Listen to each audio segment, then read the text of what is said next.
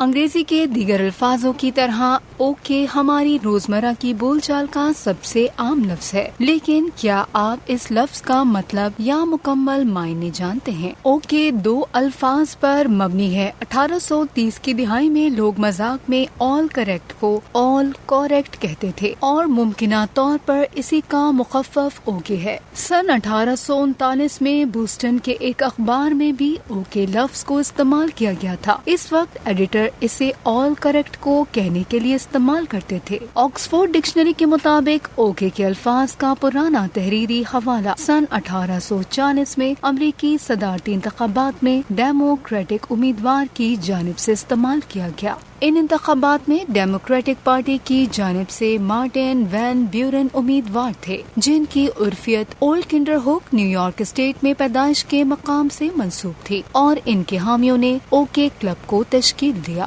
اگر بات کی جائے اس کی اسپیلنگ کی تو اوکے اور اوکے دونوں ہی ٹھیک ہیں۔